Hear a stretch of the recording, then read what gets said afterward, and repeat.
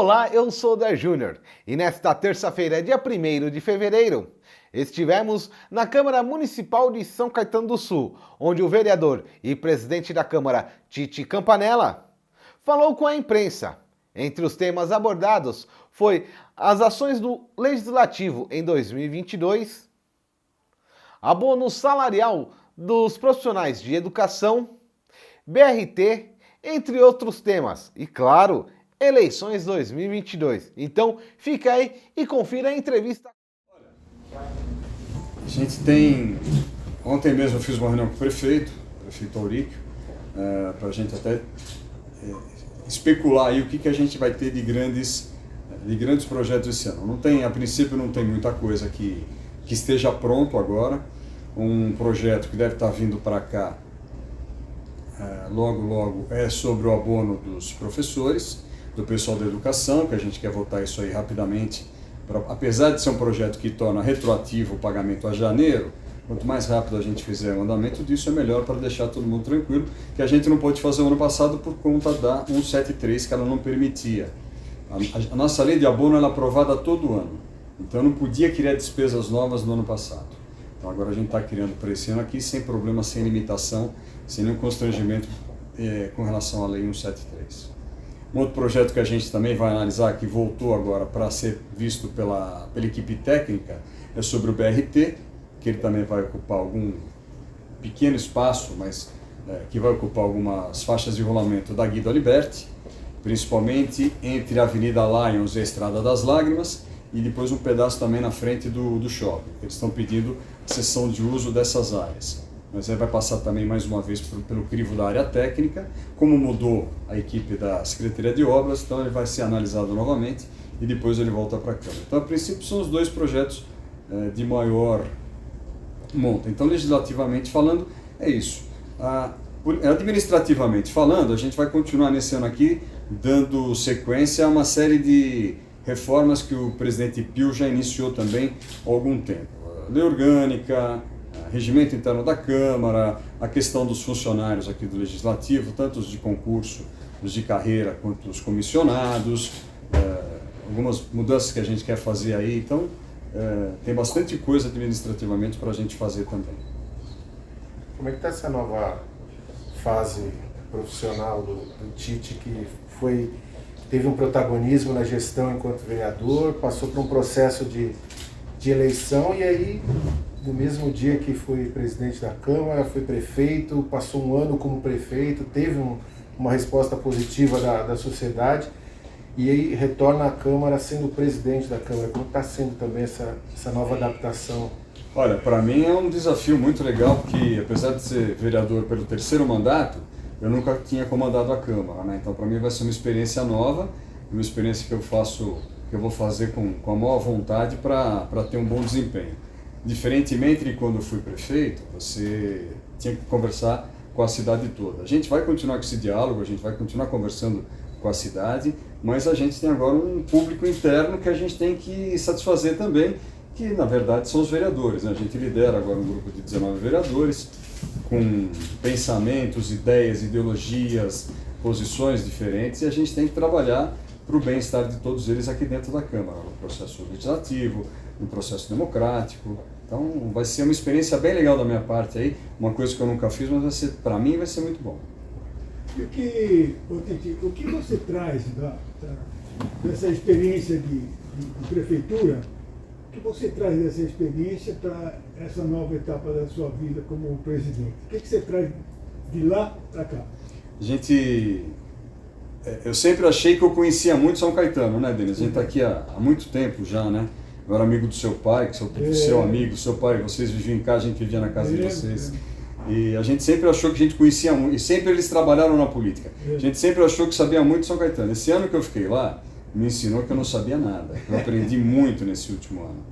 Não só sobre São Caetano, mas sobre administração pública, sobre os problemas que a gente tem que viver agora nesses tempos que a gente está passando agora com pandemia, uma série de coisas que a gente aprendeu e que a gente agora vê com novos olhos. A gente vê com outros olhos. A gente tem aquele olhar muito simples, né? Todo lugar que eu vou, eu escuto sugestões, né? Todo mundo tem uma solução simples e errada para problemas complexos. Eu também tinha soluções simples e erradas para problemas complexos. Então a gente hoje aprende a primeiro não achar que nenhuma solução é simples, realmente não são. E segundo, a ponderar para que a gente consiga solucionar dentro daquela complexidade, dentro daquela dificuldade, a gente consiga buscar a solução correta. Foi uma experiência maravilhosa, a experiência de uma vida, foi muito bom realmente. Acho que agora eu posso servir aqui na Câmara melhor a população com essa bagagem que eu carrego de lá. Tite, ainda nessa linha executivo, legislativo, quanto vereador, antes, a gente tem geralmente se tem uma visão do executivo, né? Ainda nessa linha do que deu para tirar, agora como presidente da Câmara, vai ter uma outra visão? Sim, vai.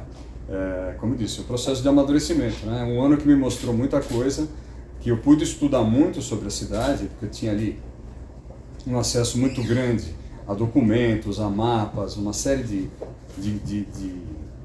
coisas sobre a cidade, e eu pude estudar bastante toda a parte do subterrâneo, toda a parte de obras, toda a parte de licitações, de coisas que a gente precisa fazer, de planejamento, né? Tudo aquilo que você planeja para São Caetano para os próximos 30, 40, 50 anos. Então, óbvio que quando você passa por essa experiência, você vem com uma bagagem diferente. Mesmo porque é muito raro um prefeito virar vereador, né? O que você tem sempre vereador que vira prefeito, e vira deputado, e vira governador, e você sempre busca subir na carreira. Agora, você ter uma experiência de prefeito e voltar para a Câmara é uma situação diferente. Então, a gente vai poder desempenhar um trabalho muito melhor agora na Câmara Municipal, de acordo com essa experiência que a gente teve lá. Retorno das atividades, como vai funcionar a casa com a questão do público em relação à pandemia? Nós estamos ainda, a gente está tendo esse surto de Ômicron, então a gente ainda está mantendo algumas restrições para esse mês agora de fevereiro. Mas de acordo com o que a gente está esperando, aí, logo isso também vai cair e essas restrições vão ser reduzidas também. Emprego é um trabalho de longo prazo, você precisa criar a infraestrutura e as bases estruturais para que o emprego ele venha, para que as empresas resolvam investir e que possam contratar mais gente, que possam fazer mais negócios. Então a gente vai continuar com essa ótica, que a gente já vem há muitos anos fazendo isso, não eu, mas também o Auric, todo o governo, para criar um ambiente propício para negócios e para que as pessoas, porque você vê, nós perdemos aí algumas empresas que nos deixaram, o caso mais sintomático é da Casas Bahia. Não é um problema de São Caetano, isso é um problema que aconteceu no Brasil todo, principalmente em São Paulo. Essas empresas hoje, muita gente continua em home office, as pessoas continuam em casa. O serviço público tem gente trabalhando em casa, nas empresas também. As empresas descobriram que é muito mais barato você ter um funcionário trabalhando dentro de casa do que ele tendo que se deslocar no trânsito, tendo despesa de alocação de lajes, de escritórios. Então hoje você tem uma estrutura, uma nova realidade que vem fazendo. Então a gente sentiu em algum momento, a gente acabou sentindo o impacto disso daí. Em algumas regiões, por exemplo, no centro de São Caetano, você teve a diminuição do ritmo de comércio até por causa dessa ausência desses funcionários que vinham para cá todos os dias. Então você tem que continuar buscando a reposição disso daí. Então a gente tem trabalhado nesse sentido, o governo tem trabalhado nesse sentido, conversado aí com alguns empresários, para que esses prédios não fiquem vazios durante muito tempo, que eles sejam substituídos, tenham novas ocupações, e a gente aqui vai estar dando total cobertura para o governo poder fazer isso. Uma das ações mais importantes que a gente teve aqui, há 3 anos atrás, aqui na Câmara, foi aprovar um acordo que foi feito com a General Motors para a manutenção e ampliação do quadro de funcionários dele, quando a gente inclusive deu uma diminuição dos impostos que eles pagam aqui, em troca do investimento que eles fariam em 10 anos. E a gente tem acompanhado e monitorado o cumprimento dessas diretrizes, porque quando você quer dar emprego, claro, mas você também, quando você abre mão de receber um imposto, você está deixando de investir na cidade que é de todo mundo. Então a gente fez essa troca e a gente está acompanhando, verificando que a GM tem feito a parte dela na manutenção desses empregos e no aumento desses investimentos. A federação parece estar encaminhada com o PSDB. E acho que é um partido... todo partido no Brasil ele tem o lado bom e tem o lado ruim, né? Você tem uma estrutura partidária nacional que já deveria ter passado por uma revisão há muito tempo atrás. A gente até teve a cláusula de barreira, se eu não me engano, foi aplicada nas eleições de 2002 ou 2006, nas eleições legislativas de 2002 ou 2006, me foge agora. Então havia a cláusula de barreira, os partidos que cumpriram, então eles poderiam passar daí para frente a continuar existindo, mas ela foi revogada logo depois, então essa cláusula de barreira não existiu. Agora a gente está almejando de novo que haja cláusula de barreira para poder fazer com que os partidos eles tenham uma maior organicidade, que eles possam ter uma vida maior, melhor dentro do processo eleitoral brasileiro. Nós temos mais de 50 partidos, então isso não é saudável, né? E acaba tendo um fundo partidário muito alto. Esse ano aqui a gente está batendo em 5 bilhões de reais, o que é um absurdo. Fundo partidário e o fundo eleitoral. Então são duas coisas que eu acho que fazem muito mal para o Brasil, mas de acordo com a estrutura que nós temos é muito complicado. Mas aí a gente está fazendo a federalização com o PSDB, que é, da minha parte, muito tranquilo. Meus amigos estão no PSDB, o Aurico está no PSDB, temos 5 vereadores aqui, é a maior bancada aqui na Câmara, que vão se juntar aos 3 vereadores do Cidadania, nós vamos ficar com uma bancada então de 8 vereadores. Então, nesse aspecto, eu sou muito tranquilo com relação a isso. Eu acho que a fidelidade partidária ela é muito importante. A partir do momento que você fecha um acordo, e eu sou um cara que defende muito isso, a partir do momento que você fecha um negócio, você tem que cumprir aquele negócio. Eu não gosto muito dessa história de que, não, olha, eu sou amigo do Tarcísio, meu partido fechou com o Rodrigo, então eu vou ajudar o Tarcísio. Eu não gosto disso. Quando você faz um acordo, acho que ele tem que ser cumprido. Então, acho que a maioria vai seguir realmente os candidatos que estão sendo apontados pelo partido. Agora, depende muito também, né? Muita gente vai sucumbir nesse processo eleitoral, né? Eu não acho que a gente vai conseguir ter muitos candidatos na eleição presidencial. Está virando uma coisa mais de Palmeiras e Corinthians, está virando uma coisa que não tem muito espaço para nuances, né? Ou é o Red Pill ou é o Blue Pill, né? Não tem muito, acho que não vai ter muita margem para isso daí, não. Eu vou apoiar os candidatos que o meu partido tiver, ou a minha federação, a minha coligação estiver trabalhando, mas eu tenho desde já claro que eu vou trabalhar especificamente para o Thiago Aurico e para o Alex Manente como deputado estadual e deputado federal. O Thiago fez um bom mandato, o primeiro mandato dele na Assembleia, ele é jovem, ele é muito competente, ele tem um bom discurso, tem talento para fazer política, a gente vai continuar fazendo isso. E o Alex é um cara que eu ajudo desde que o pai dele era vivo, é amigo, então eu faço isso com o maior prazer também. E também eles sempre dão um respaldo para a gente, né? Nesse último ano aí que eu fiquei como prefeito, eles estiveram em São Caetano inúmeras vezes, trazendo emendas, ajudando a gente a conversar com o governo do estado, ajudando a gente em Brasília, em algumas pautas que eu tive que ir para lá também. Então a gente tem essa gratidão e a gente vai retribuir agora no momento da eleição. A questão do plano de saúde dos servidores, e é importante que a gente busque lá atrás o motivo disso. A gente tem um Instituto de Previdência e Assistência à Saúde de São Caetano do Sul, que atendia os funcionários aqui da cidade. E como todo Instituto de Previdência público, ele custava muito caro e não entregava aquilo que a gente queria. Na reforma da Previdência que foi feita logo no comecinho desse século aqui, ele foi então, ele deixou de existir, o IPASME deixou de existir. Então, em substituição a isso, nós criamos o plano de saúde para os funcionários públicos. A gente tem recebido um serviço aquém daquele que a gente contrata. É um problema que tem sido recorrente. Aconteceu com a Biovida, aconteceu com a Medical Health, e aí você fica num dilema. Vou continuar gastando esse dinheiro ou vou criar... Porque eu acabo atendendo esse funcionário público que não é atendido pelo plano de saúde, ele acaba caindo na rede da mesma forma, como se não houvesse o plano de saúde. Então, estou gastando 2 vezes para ter a mesma coisa. Às vezes, no mesmo prestador de serviço. Ele vai numa clínica para fazer um exame, ele não consegue, porque o plano não repassou o pagamento a essa clínica, ele volta no meu sistema de saúde público e eu, sistema de saúde público, tenho um convênio com essa mesma clínica para ele fazer esse exame lá. Então acaba tornando uma coisa confusa. Então a ideia é exatamente essa, que a gente não tenha despesa em duplicidade. Mesmo que a gente não não faça isso como política pública, mas o atendimento ele vai continuar sendo dado dentro das agências de saúde do município.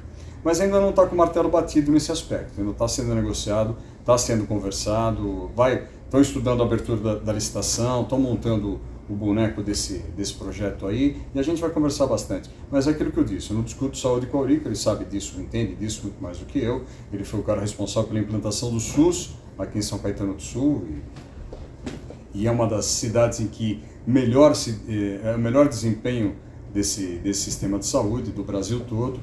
Então, a decisão que ele tomar vai ser muito bem tomada. Foi realmente uma ação absurda, não dá para entender o que foi feito com esse dinheiro, com esse montante de recursos, 120 milhões de reais, que foi sacado dessa conta, e você não viu uma obra que possa ser, falar, bom, pelo menos a gente tem um novo viaduto, um novo túnel, nós fizemos um piscinão, nós ampliamos o número das escolas, não, absolutamente nada. Não houve, nesse governo aí de 2013 a 2016, uma obra que você fale, puxa, valeu a pena esse dinheiro ser gasto, valeu a pena esse investimento.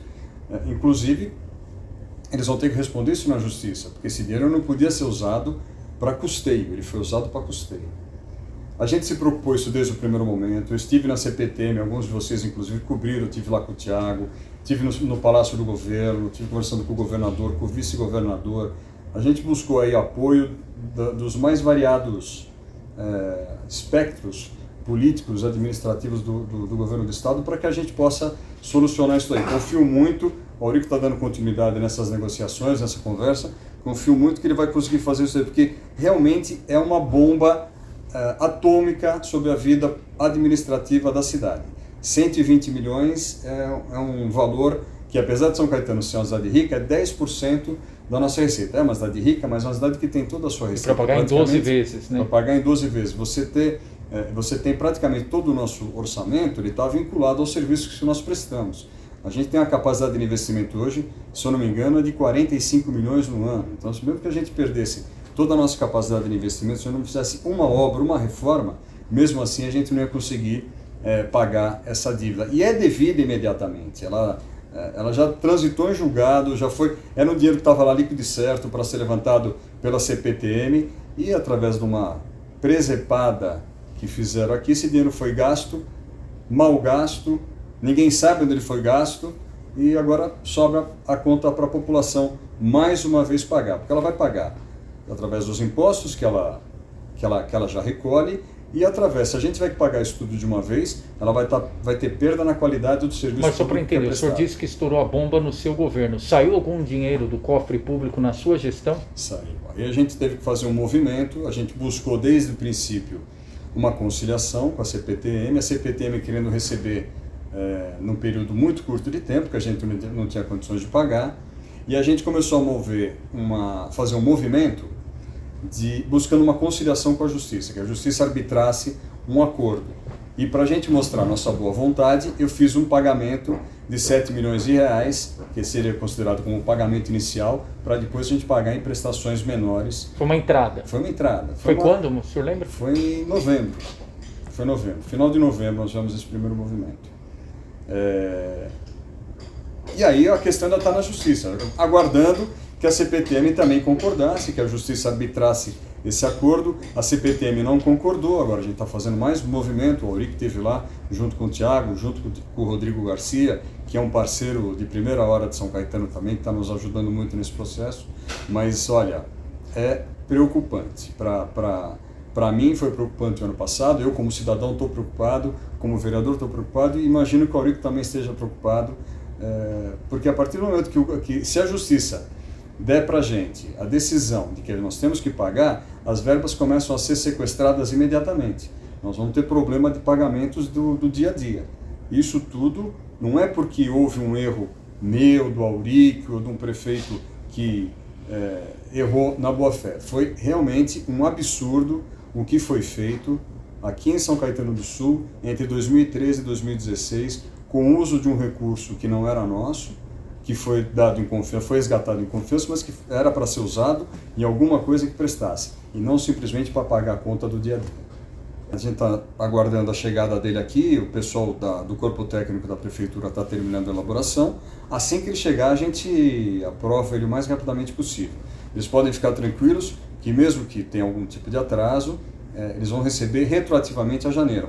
Vão ser pagas 12 parcelas. Mais uma vez, 12 parcelas. Foi, inclusive, isso o Auríquio que criou as 12 parcelas. Quando o abono foi feito a primeira vez, ele contemplava acho que apenas 6 ou 7 parcelas, não eram para todos os profissionais da educação, e a gente, com o passar do tempo, nós fomos ampliando o leque de pessoas que eram beneficiadas e o período que eles eram beneficiados também.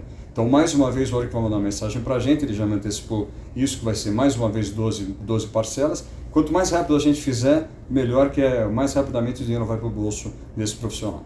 O BRT, o trecho de São Caetano, teoricamente, ele passa do lado de lá do rio, do Ribeirão dos Meninos. Ele passa do outro lado do rio, que é uma área que vem lá de São Bernardo e vai até Presidente Wilson, é uma área da Sabesp, do DAE. Então, uma área que o governo do estado está cedendo para isso.